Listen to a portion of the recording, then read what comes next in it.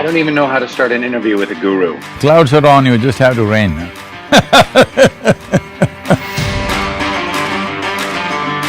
How did you get to be a guru? Is there like, how do you sign up? Can I be a guru? A light cannot stand up and say, I'm the light. Well, you have to shine, then you are the light.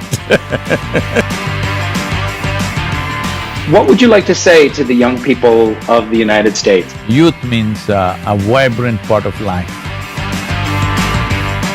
You must stay young, that means you should not make conclusions.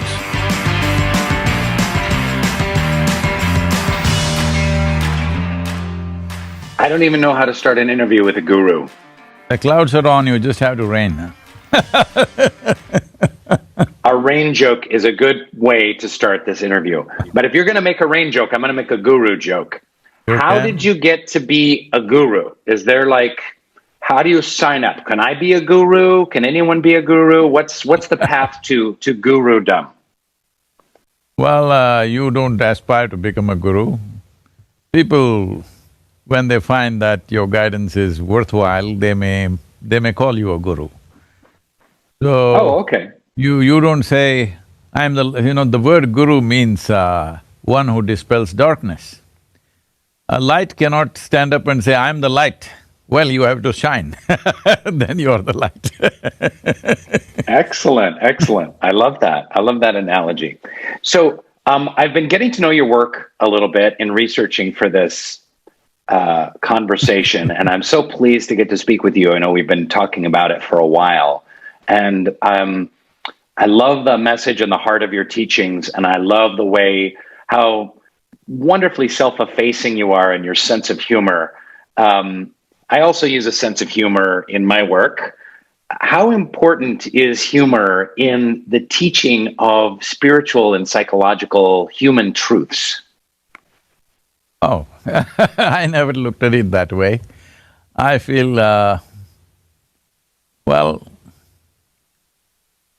if you're joyful, naturally you will look at everything from all sides. One side is always the lighter side. Well, if you look at the planet right now, we are good morning, somebody is good night, one side is light, another side is dark. This is the nature of the existence. In every situation, there is a dark side, there is a grey side, and there is a very light side. It's not by ignoring the dark side and always trying to be funny you achieve something, or just by looking at the dark side you will achieve something. It's important that people have a more holistic picture of every situation, because there is never going to be perfect situations in our life.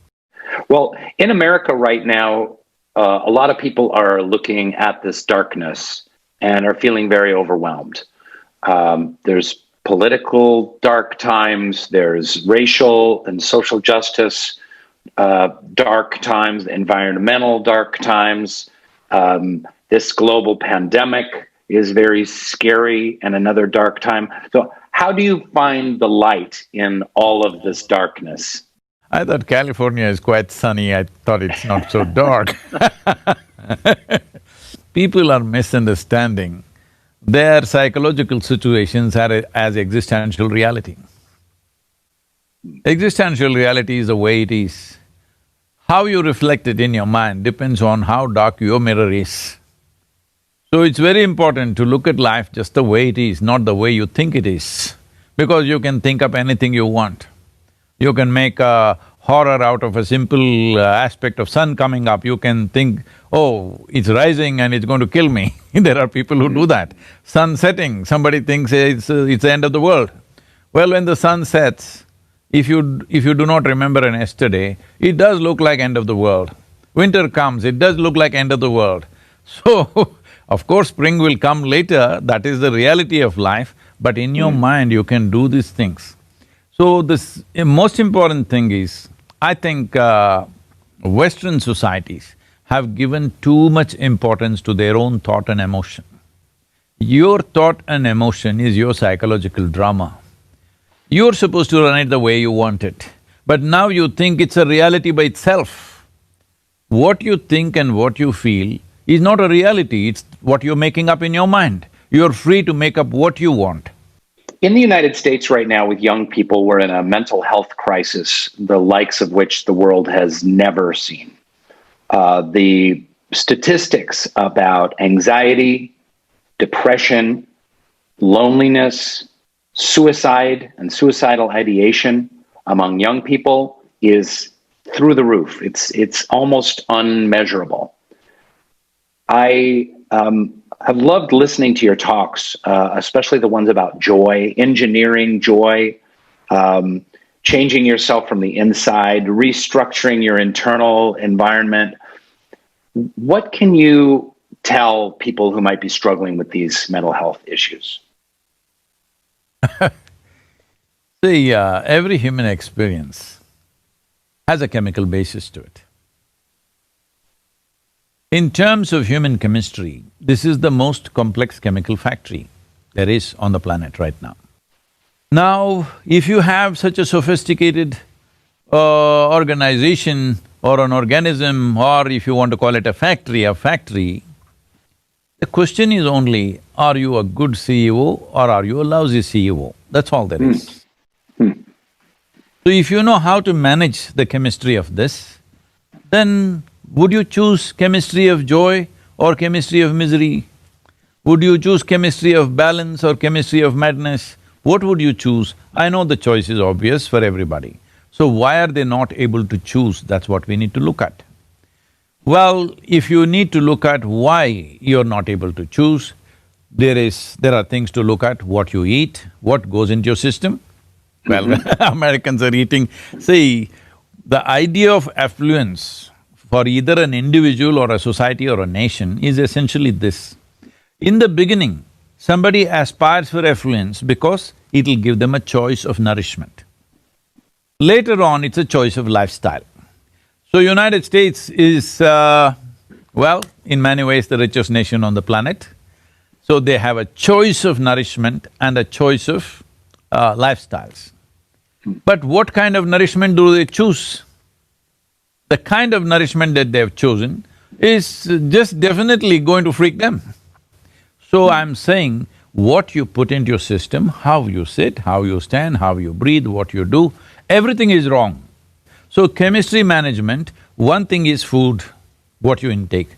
To put it very simply, I'm not going into a food exposition right now, but the simple thing is, today even if you ask a kindergarten child whether this body needs oxygen or carbon dioxide for its well-being, they know it's oxygen. At least they've read it in the book. But now, carbonated drinks in this country have been the culture of the nation. You're always drinking carbon dioxide, but even a kindergarten child knows oxygen is what you need. So I'm surprised that the percentages are not much higher. The abuse of alcohol, the kind of food that we're eating, the processed foods that people are eating, almost everything that they're eating is a month old. You cannot eat like that and be mentally well, it just… you… I'm with you, yeah. Hey, it's organic. It doesn't matter, but it's a month old. So a month old, so you're saying fresher foods. Not fresher foods, fresh food. Fresh food. Yes, that's what the body needs. Food like you pick it and you just eat it from the garden. No, not that fresh, you don't have to be, you must wash it also a little bit. So, what is anxiety and is there a way out of it? See, there are two basic faculties in a human being which are significant and which is unique to a human being, which makes us who we are. One is, we have a vivid sense of memory. It's because of that our life is rich. No other creature on the planet has as vivid a sense of memory as we have. Because of this fantastic sense of memory, we have a fantastic sense of imagination. If there was no such elaborate, detailed memory in our minds, we would not be capable of imagination. Imagination is just extrapolation of our memory. So, what is it that human beings are suffering in their life? They are suffering what happened 10 days ago still. We are complaining to the nature, why did you evolve us? You must have left us as an earthworm, we would have been happy. At least we would be eco-friendly, that would be of great value in California. That's funny. That's great. The work that your institute does, Isha, is in health and nutrition, in education, and also the environment. Can you tell us a little bit about the work that you guys are doing with the environment? Well, with environment, this whole thing began in the year 1998. Certain experts from United Nations came and they made a prediction that by 2025, 60% of the state in which I am, the southernmost state in India, will become a desert. I don't like any kind of predictions, whether they're astrological, environmental, political, economic, I don't like predictions because predictions are being arrived at from dead, cold statistics. You're not looking at what is beating in the human heart, because human beings, what they're thinking right now will be the future, not what they've done in the past. So I didn't like the prediction, so I thought I'll check it out for myself. And I drove around the state, just seeing different regions, how they are. And then I found that they were wrong because I saw it's going to happen much sooner than 2025. Wow. It wouldn't take that long because 3 major rivers had gone totally dry. Many streams, small streams which are tributaries have gone dry, and desertification is happening at a rapid pace, where palm trees are all… their crowns are falling off, not able to find water. Always in the tradition it was said, if a palm tree dies, that means you're heading for a disaster, because it finds water wherever it is in the minutest quantity, it can survive in a desert. So if the palm tree crowns start falling off, it means that there is definitely a disaster coming. Because bore wells are going like 1200, 1400 feet below and sucking out all the water, all vegetation is dying because no tree is able to put roots to 1200 feet. Yeah. So then I saw how to do this, and I spent 6 years planting trees in people's heads, which is the harshest terrain on the planet. Once we successfully did this for 6 years, then transplanting it on the land became easy. I did a simple process. So I was just looking at how to do this as an experiment. I just took a hill which is behind our center, which has been sheared off all the trees maybe 25, 30 years ago and become largely bamboo and shrubs, but the trees are all gone, somebody has taken it away. So as an experiment, I did this in over 23, 24 days with about 4,000 to 4,500 volunteers. All I did was give them 2 meals and teach them a song to sing. And we planted over 6 million trees. They're up now today. If you come and see, all these trees are about 20 years old in the forest. And our temperatures in the center has come down by 3 to 4 degrees in summer. That's the kind of difference it made. So I just experimented whether we can really move people to do this. And then we took up a campaign. So when I tried to talk to people in the villages, they wouldn't understand what am I talking about, because they have daily problems. They have problems of survival, they have problems of agriculture, economy, so many things. Who is talking about this futuristic, because everybody thinks ecology is futuristic. They don't understand it is relevant for today. So I did a simple process. I got thousands of people, made them sit and put them through a certain, well, for lack of words, we can say a spiritual process, where they sit and breathe and experientially know what I exhale, the tree inhales, what the tree exhales, I inhale. So what I'm exhaling, the tree is inhaling. What the tree is exhaling, I'm inhaling, this is a reality. So 1/2 of your lungs is actually hanging out there on the tree. Once I made them experience this, oh, now you can't stop them from planting trees.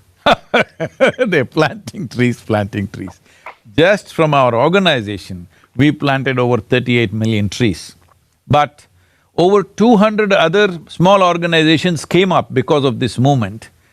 This was initially called as Project Green Hands.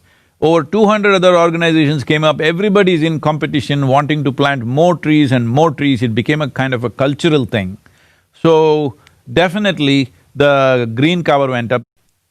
I love your teachings and the way that you have this intersection of understanding a human being, understanding the user's manual of the human being from the inside, and at the same time, your passion and work on the environment affecting literally millions or tens or hundreds of millions of people. That's very inspiring. Thank you very much for that great environmental work that you do. I just want to ask one last question before we finish, and that is, what would you like to say to the young people of the United States who might be watching this video? Stay alive, stay young. That's about it. What else? One thing they need to understand is youth means a vibrant part of life.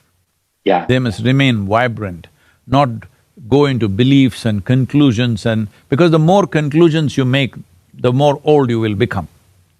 What is old age is simply too many conclusions about everything. If you do not conclude about anything, you're willing to look at everything and experience life the way it is, you will stay young. So that's why I said, one thing is through this virus pandemic, you must stay alive. This is a big responsibility. You must stay alive and make sure everybody around you is alive. And you must stay young. That means you should not make conclusions. You're willing to look at everything fresh all the time. Thank you very much. Thank you, sir. Hope we catch up and meet when the virus willing, we will meet. Virus willing, we'll meet, we'll ride motorcycles together. Thank you, sir. Thank you. Thank you. Namaskaram.